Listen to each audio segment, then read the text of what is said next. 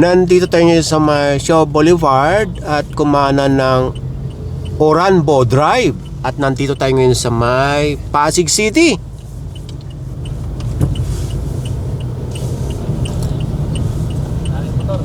So start na dito ang clearing operation. Ang gagawing or ang isasagawang clearing operation ngayon ay joint operation ng MMD saka ng LGU Pasig. Magandang umaga sa inyong lahat. Ngayon ay March 17, 2026 at sa oras ng 9:30 ng umaga. Yun nga, nabanggit ko kanina ay ito ay joint operation ng MMD saka ng Pasig. At kasama natin yung mga lokal ng Pasig, yung action line sa pamumuno ni Sir Bong De Leon. At nandito rin yung action officer ng Pasig na si Sir Edwin Lopez. Papasok pa lang pala tayo dito sa may barangay hall ng Oranbo. Ito mga papasadahang lugar dito sa Pasig City. Ito ay isang complaint galing 8888.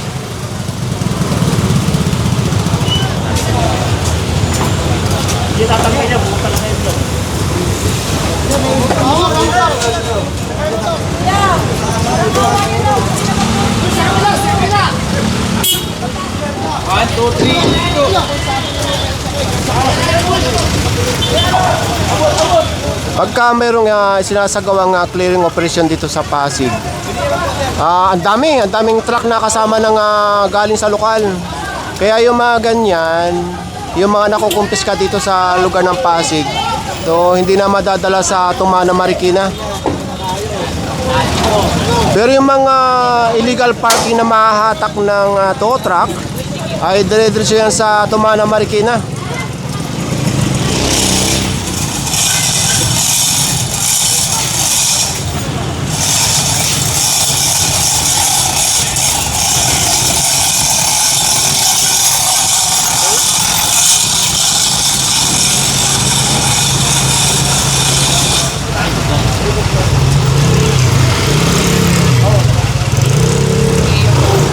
Yung mga stall na mga tindahan dito, okay na yan. Yung dito na sa kanto ang dapat ayusin or dapat tanggalin dahil kanto ito eh. Maaliwalas na yung kanto.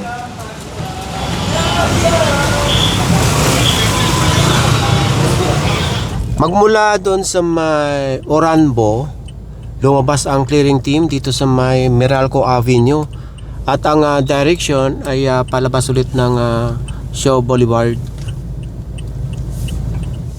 Bago dumating ng Shaw Boulevard, kumanan. At aalamin natin kung anong kalye ito. Nasa tapat lang tayo ng estansya. So magmula doon sa Meralco Avenue, pumasok dito sa barangay San Antonio. At ito ay isang complaint. Nasa kanto tayo ng General Segundo sa kanang General Atienza. At dito sa pinakakanto mismo, may tindahan dito. Nasakop na nila yung sidewalk, lumabas pa sila sa kalsada. At yung pedestrian crossing, naharangan pa nila. At yung mga sunod-sunod na sasakyan doon, pinaghahatak na. Habang tinatanggal ito, tignan muna natin yung mga inahatak dito.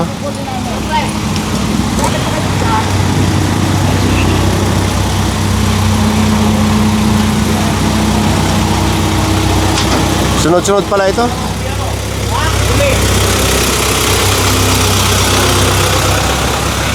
Marami pala dito. Hoy! Hoy! Hoy! Hoy!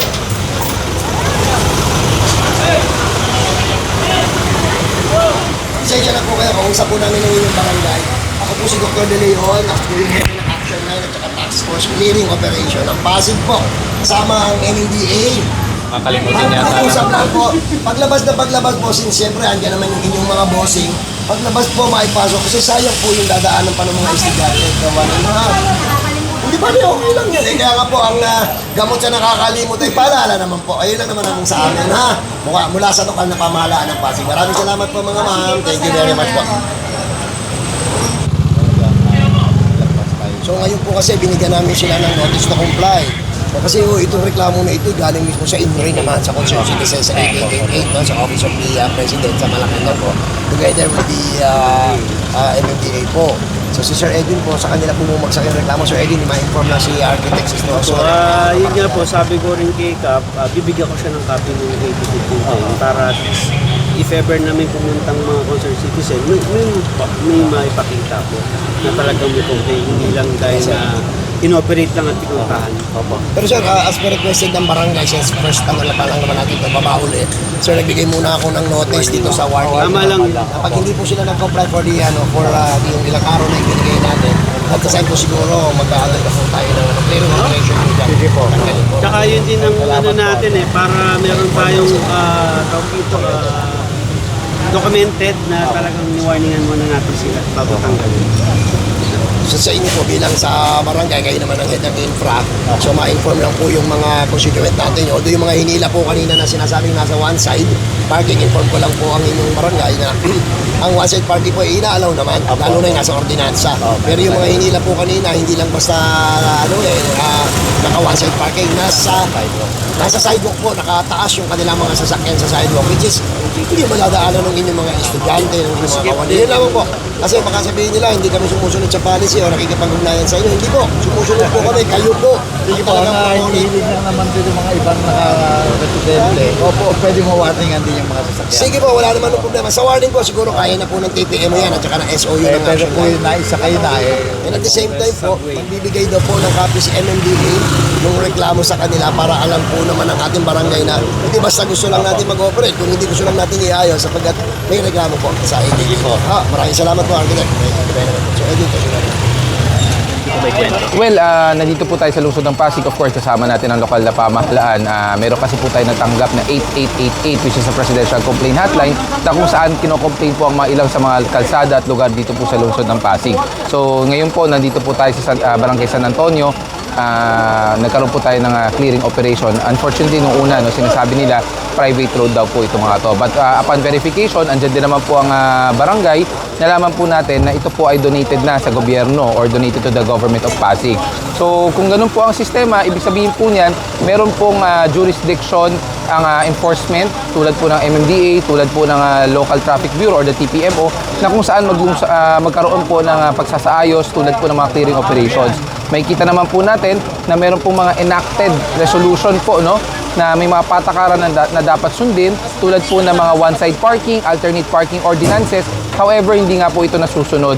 So, nagpapasalamat din po kami sa barangay po dito na kung saan nakiisa po sila sa pagsasaayos nito dahil alam naman po natin it's not just about for the benefit of a few person but it's a benefit for everyone who is living here, specifically dito po sa Barangay San Antonio na kung saan may kita naman natin medyo may kasikipan po ang kalsada. So I think it's about time na ayusin po natin at sundin po natin mga ordinansa tulad po ng one-side parking, alternate add and even parking zones. And of course, syempre, lagi natin sinasabi, no, yung mga bangketa po, dapat po clear po ito with any forms of obstructions. Dahil may kita natin, tulad po na sa likod natin ngayon, mayroong mga abandonadong motorsiklo na kung saan mukhang matagal na po, mahigit isang taon na po itong iniwan.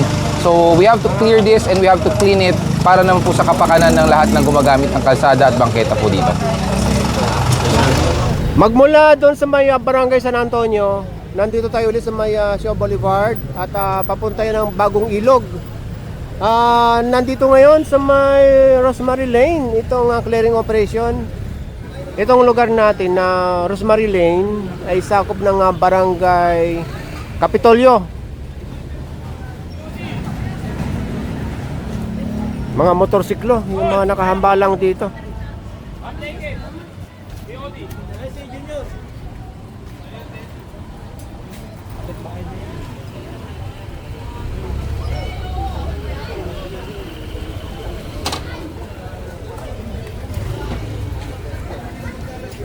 Ito pala yung isa sa mga nirereklamo dito. Ito mga vendors. Huwag mo nang isama yung mga opisyal ng barangay. Ayaw makausap. Manap ka ng area na hindi ka nakarahiya. Palinis mo yan. Hindi kasi gilid Ante. naman.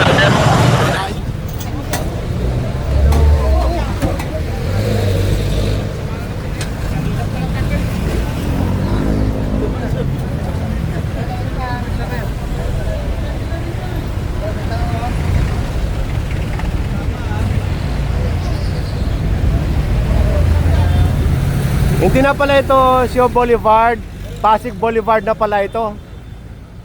Ayan oh. Kala ko part pa ito ng Sio Boulevard. Pasig na pala.